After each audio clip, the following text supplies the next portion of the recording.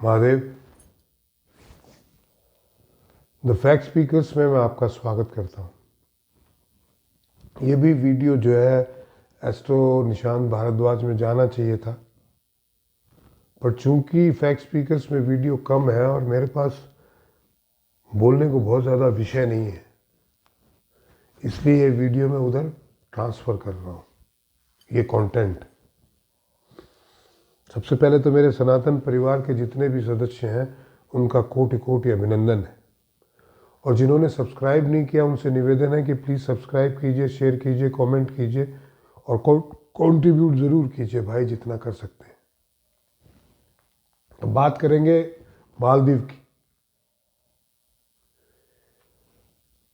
मालदीव के बारे में इन दिनों बहुत हंगामा हुआ, आपने देखा। प्रधानमंत्री श्री नरेंद्र दामोदर दास मोदी वहाँ गए लक्षद्वीप। उन्होंने बिना कुछ कहे अपना एक दिन लक्षद्वीप पे बिताया, उसकी फोटोग्राफी की और वो रिलीज हो गई।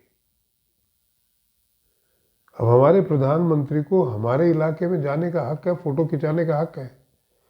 उससे इतना हंगामा हो गया भाई बिना बोले ही कि मालदीव घुटनों पे आ गया। बट जिनकी फितरत होती है वो जाती नहीं है। वो प्रो चाइनीज गवर्नमेंट आई हुई है,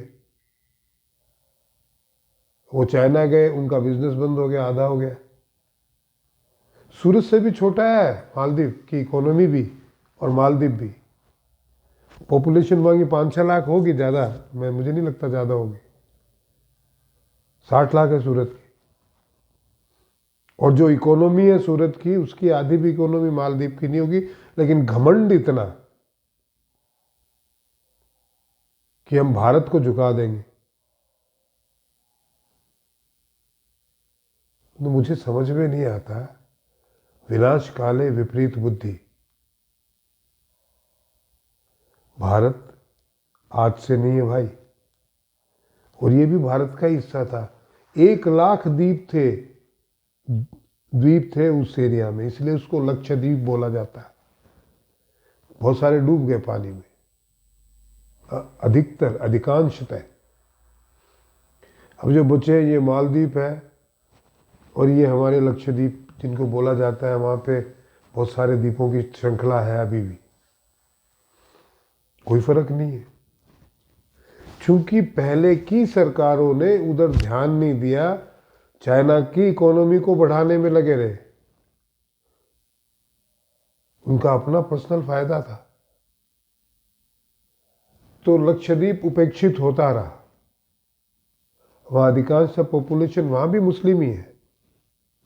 एनसीपी का एमपी है वहाँ शरद पवार की पार्टी का। अब तो वो खैर शरद पवार की नहीं रही। प्रधानमंत्री मोदी वहाँ गए, उन्होंने संभावनाएं देखी, अब उसको प्रमोट करने का निर्णय लिया। और प्रधानमंत्री की मोदी की अपील पर जनता ने मालदीव को सबक सिखाने के लिए अब 3400% बुकिंग बढ़ गई है वहाँ की, लक्षद्वीप की। और हम अपने इलाके का विकास क्यों ना करें। बट बात वो नहीं है। बात यह है कि चाइना के चंगुल में आके आप भारत से पंगा ले रहे हैं। देख लीजिए पाकिस्तान के हाथ में कटोरा है, और जिन जिन लोगों ने चाइना का साथ दिया या उनसे कर्ज लिया उनका क्या हाल है। श्रीलंका हाथ जोड़ के भारत की शरण में आना चाहता है, निकल नहीं पा रहा है चाइना से, दिवालिया हो गया है। पाकिस्तान दिवालिया होने वाला है। बांग्लादेश का बहुत बुरा हाल था, भारत अगर रेस्क्यू नहीं करता तो। भारत अगर रेस्क्यू श्रीलंका को नहीं करता था तो श्रीलंका तो पूरा चाइना के पास गिरवी ही चला गया था। क्योंकि हमारे रणनीतिक सामरिक हित है तो हमको निकालना पड़ा।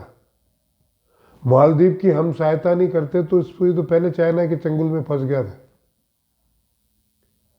और चूंकि सामरिक दृष्टि से मालदीव हमारे लिए इंपॉर्टेंट है, इसलिए निकालना पड़ा। और आज वो हमें ही आंखें दिखा रहा है। हम अगर कोविड में उनको वैक्सीन नहीं देते तो वैसे ही मर जाता, आधा मालदीव तो तभी खत्म हो जाता उनकी पॉपुलेशन। पर फिर भी एहसान फरामोशी। होगा क्या? आधा घुटने पे ला दिया और आधे में अभी गवर्नमेंट भी गिरने वाली है उनकी। किसी भी समय आपको ये समाचार आ जाएगा कि मालदीव की वर्तमान सरकार गिर गई है।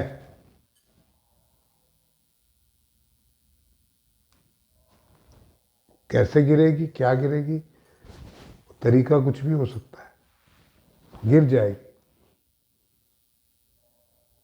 क्या मिला? भारत को कच्चा खिलाड़ी समझने की भूल चाइना ने की। आज की डेट में नरेंद्र मोदी को बच्चा समझने की भूल की। चाइना खुद घुटनों के बल आया हुआ है, बाजार खत्म हो गया उसका। मालदीव क्या चीज है?